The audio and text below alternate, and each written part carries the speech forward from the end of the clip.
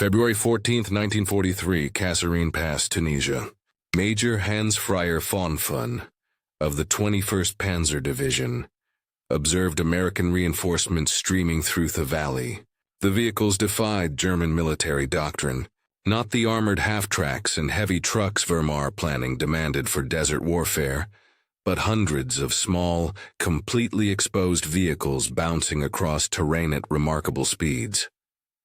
In his operational diary, later captured at Tunis, von Fun wrote, "The American reconnaissance vehicles display mobility that contradicts our vehicular doctrine. They traverse terrain we classify as impossible for wheeled transport." The German High Command's initial assessment found in Wehrmacht archives dismissed these vehicles as unsuitable for combat operations, essentially militarized civilian automobiles. Within 3 months, those same vehicles would be racing through Tunis as 250,000 Afrika Korps soldiers surrendered. Within 18 months, they would be crossing France faster than German intelligence could track them. The vehicle that German generals dismissed as inadequate would become one of the most decisive weapons of World War II. German confidence in vehicular superiority had strong foundations. The Wehrmacht's blitzkrieg tactics had revolutionized warfare, using mechanized forces to conquer most of Europe. Their Kubauver, designed by Ferdinand Porsche, featured sophisticated engineering, an air-cooled rear engine, advanced suspension, and a limited slip differential. The first such application outside racing cars. With 26 horsepower and streamlined design, it represented what Germans believed was optimal military vehicle engineering. When British forces first deployed American-manufactured Jeeps in North Africa in late 1941, German intelligence reports were dismissive. A captured 15th Panzer Division assessment from March 1942 described them as primitive utility vehicles of no tactical significance. The specifications seemed to confirm German prejudices, weighing barely 1,100 kilograms, lacking armor, doors, and featuring what German engineers deemed an obsolete head engine design. Field Marshal Erwin Rommel's first documented encounter with captured Jeeps occurred after the Battle of Gazala in June 1942. According to his operations officer's war diary, Rommel examined a captured British Jeep and commented that it was typical of American industrial thinking, quantity over quality. He ordered 1 cent for technical evaluation, showing minimal interest. The subsequent motor pool report, however, contained unexpected observations. Vehicle starts in all temperatures. Maintenance minimal. Fuel consumption efficient despite power output. Parts interchangeable with other captured Allied vehicles. The summer of 1942 provided mounting evidence of the Jeep's capabilities. During First L'Alamein in July, Commonwealth forces utilized Jeeps extensively for reconnaissance and casualty evacuation.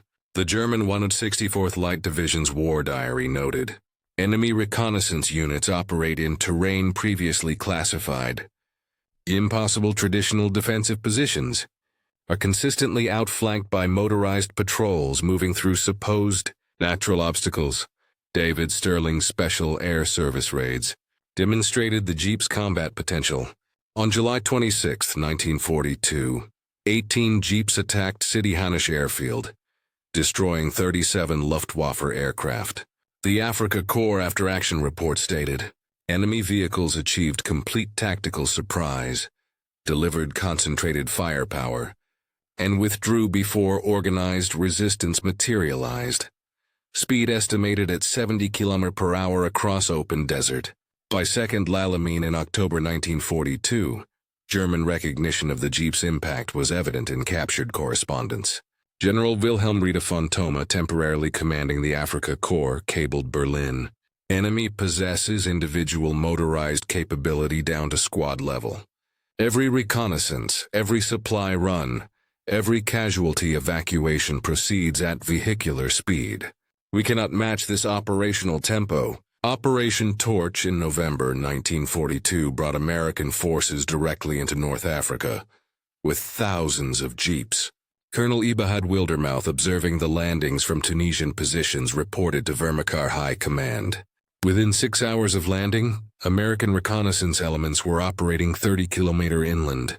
They advanced not in columns but dispersed across the entire front. Traditional defensive doctrine assumes road-bound enemies. These forces ignore roads entirely. The Battle of Kasserine Pass in February 1943, despite initial German tactical success, revealed strategic implications of American motorization. While RML's forces achieved breakthrough, American recovery speed shocked German commanders. Major General Fritz von Brusch wrote, "American forces withdrew faster than we could advance, regrouped faster than we could consolidate, and counterattacked before we could fortify. Their mobility multiplies their effective strength beyond our calculations." As the Africa Corps retreated through Tunisia in spring 1943, captured jeeps became desperately sought prizes. The German military newspaper WWII, from March 1943, included unit notices offering iron crosses, home leave, and precious fuel allocations for functioning jeeps. A logistics directive from April 1943 prioritized fuel allocation. 1 captured American vehicles, 2 motorcycles, 3 German vehicles. The Wehrmacht was officially acknowledging American vehicular superiority. The production statistics told an undeniable story. Ford and Willis manufactured Scan 39245 Jeeps during the war, Willis producing 362,841 and Ford 27644. Peak production reached 1 Jeep every 2 minutes. In contrast, Germany produced approximately 50,000 Kubal bargains total. While Germany manufactured dozens of specialized vehicle types, each requiring unique parts and training, America mass-reduced 1 versatile vehicle with universal applications. The Sicily campaign of July 1943 demonstrated the Jeep's operational impact. General George Patton's rapid advance across the island relied on Jeeps maintaining momentum, where truck convoys would stall. Wehrmacht intelligence reported, "American forces move like water, flowing around strong points rather than assaulting them. Every platoon leader with motorized transport becomes capable of independent operations we reserve for specialist units." In Italy's mountainous terrain, where German defenders expected to negate American mechanization, Jeeps proved remarkably capable. They climbed grades that defeated mules, forded streams that stopped trucks, and supplied positions German intelligence deemed isolated. Field Marshal Albert Kessler's November 1943 assessment stated, "The American Jeep has eliminated the concept of impossible terrain. Every goat path becomes a supply route, every hillside a potential flanking approach." Operation Graf during the Battle of the Bulge provided striking evidence of German recognition. SS Oberstbandführer Otto Skorzeny, tasked with infiltrating American lines, made Jeeps his top priority. When informed only 24 captured Jeeps existed in Western Europe, he declared the mission compromised. His post-war interrogation revealed the Jeep was the American Army's signature. "Without authentic Jeeps, we could not convincingly impersonate American forces." The operation's failure stemmed partly from German misunderstanding of Jeep usage. German commandos placed 4 men in Jeeps when Americans typically used 2 or 3. They drove in formation when Americans drove independently. These subtle differences immediately exposed the imposters. As Skorzeny later admitted, "We could duplicate equipment, but not the instinctive familiarity Americans displayed with their vehicles." During the Normandy campaign, German forces encountered American motorization on an unprecedented scale. Within hours of D-Day, Jeeps were operating throughout the beachhead. Major Hans von Lalo, defending Kong, recorded every hedgerow potentially. Concealed motorized reconnaissance. Traditional defensive lines became meaningless when enemy forces could probe every gap. Simultaneously, Operation Cobra's breakout demonstrated strategic implications. The Third Army's advance across France was enabled by Jeeps maintaining extraordinary operational tempo. German defensive doctrine predicated on establishing successive lines proved obsolete when American forces could simultaneously probe every road, trail, and gap. General Hermann Balck observed, "We prepared for linear warfare. Butte encountered three-dimensional mobility." By late 1944, Wehrmacht directives revealed desperate attempts to acquire Jeeps. The 12th SS Panzer Division offered nights crosses for capturing functioning Jeeps. Special recovery units formed specifically to retrieve abandoned Jeeps from battlefields. A December 1944 order stated, "Captured American vehicles are strategic assets to be reported immediately to Corps headquarters." The Rhine crossing of March 1945 demonstrated the Jeep's tactical flexibility. At Remagen, Jeeps were among the first vehicles across the damaged Ludendorff Bridge, establishing the bridge head under constant artillery fire. They navigated twisted steel and shell holes that would have stopped any other vehicle, maintaining the vital link until engineers could effect repairs. General Franz Halder, chief of the German General Staff, who had dismissed American automotive capability in 1941, was captured in Bavaria by troops arriving in Jeeps. In his interrogation, he stated, "We Germans built specialized excellence. The Americans built universal adequacy in overwhelming numbers. The Jeep was not just a vehicle, but a revolution in military logistics. The Jeep's simplicity contained sophisticated purpose. No doors allowed rapid exit under fire. The fold-down windshield reduced profile and prevented reflection. The lead engine, while basic, could be repaired with simple tools. The power takeoff capability transformed Jeeps into mobile power plants. Every feature German engineers deemed primitive served specific battlefield purposes. German military doctrine emphasized specialized optimization, specific vehicles for specific tasks. American doctrine emphasized versatile sufficiency, on-vehicle adaptable to any requirement. In warfare's chaos, universal adequacy everywhere proved superior to specialized excellence in limited applications. The Jeep served as reconnaissance vehicle, ambulance, command car, weapons platform, communications center, and supply truck, often multiple roles within hours. The cultural implications proved equally significant. German military hierarchy reserved vehicles for officers and specialists. American motorization democratized mobility. Every squad leader, medic, and messenger could have independent transportation. This distribution of capability at every level created tactical options German doctrine couldn't counter. As Field Marshal Model observed during Thiarden, the Americans have motorized initiative itself. Production philosophy differed fundamentally. Germany's multiple specialized vehicles meant constant retooling, unique parts inventories, and specialized training. America's single design enabled continuous production, massive parts commonality, and universal familiarity. When German vehicles broke down, they awaited specific parts for weeks. When Jeeps broke down, any other Jeep provided parts. This interchangeability multiplied effective availability beyond production numbers. Fuel efficiency, initially dismissed by German engineers, became crucial as the war progressed. The Jeep's fuel economy seemed modest until compared to German vehicles requiring scarce high-octane fuel. By 1944, German units abandoned sophisticated vehicles for lack of proper fuel, while captured Jeeps ran on any available gasoline, even alcohol mixtures that would destroy German engines. Maintenance revealed another reversal. Late-war German vehicles required extensive specialized maintenance. The Jeep's maintenance was so simple drivers performed most tasks themselves. This reduced support infrastructure, freeing personnel for combat. A Panzer division required hundreds of specialized mechanics.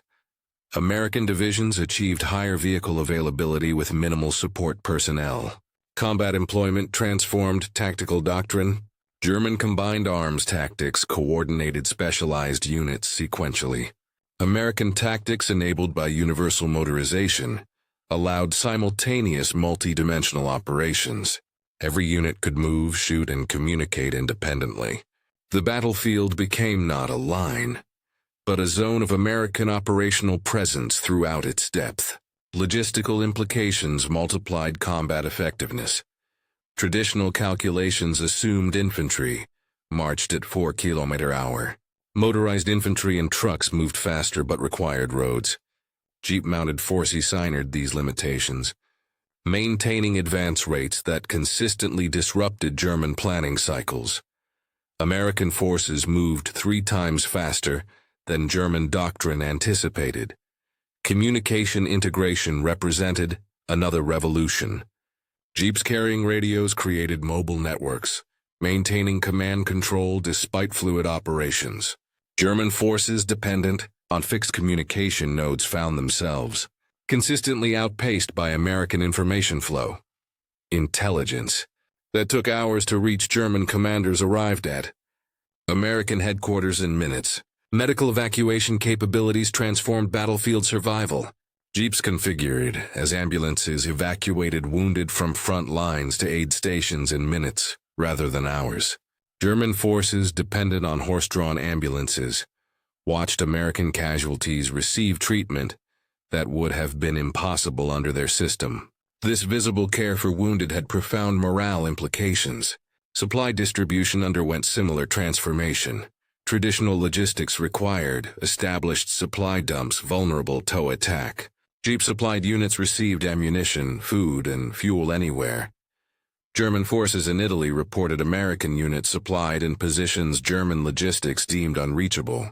The concept of isolated positions became meaningless when Jeeps could reach anywhere soldiers could walk. Post-war analysis by German generals consistently identified the Jeep as decisive, not through direct combat, but by enabling warfare that made German strengths irrelevant.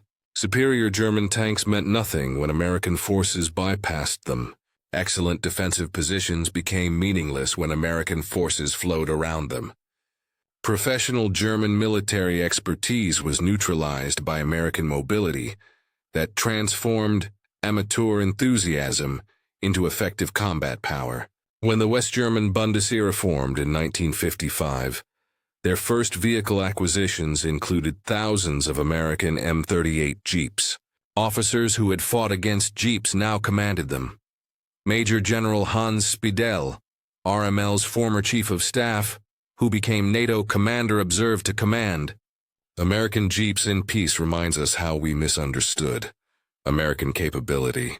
They conquered not through superior weapons, but through superior production and practical innovation.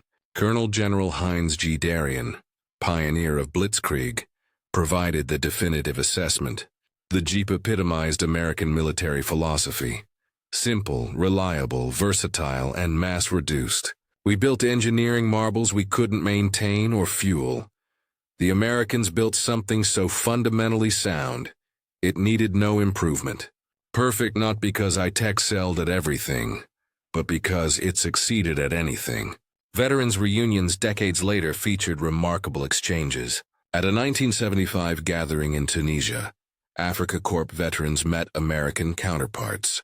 Hauptmann Wilhelm Bisch, who had served with 21st Panzer, told former Jeep driver William Patterson, "In 1943, we fought over captured Jeeps like gold.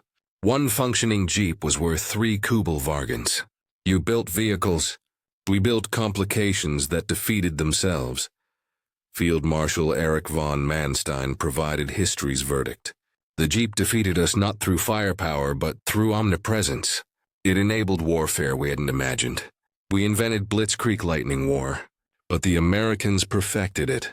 Their lightning was no tone bold stroke, but thousands of Jeeps moving simultaneously. We built weapons to win battles. They built Jeeps to win the war.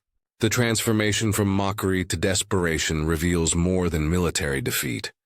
It exposes the collision between two philosophies. German technological sophistication met American mass production and practical innovation.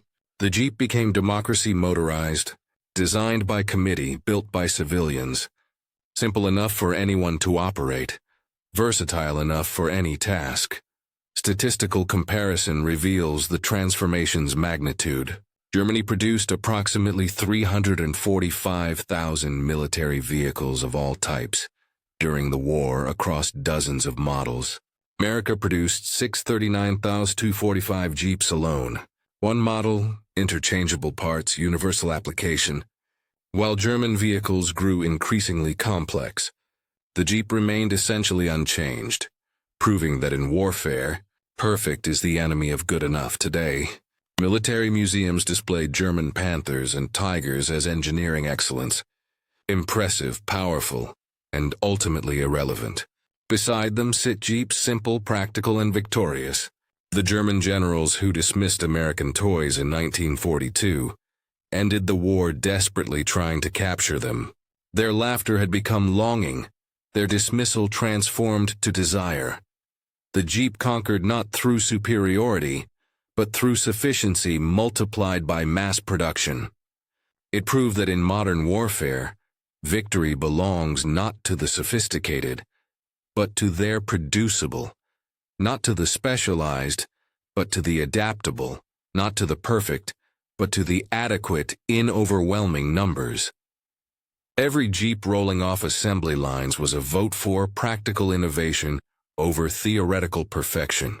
The toy that German generals mocked in 1942 had transformed warfare itself by 1945, carrying American forces from African beaches to the heart of the Reich that had laughed at them.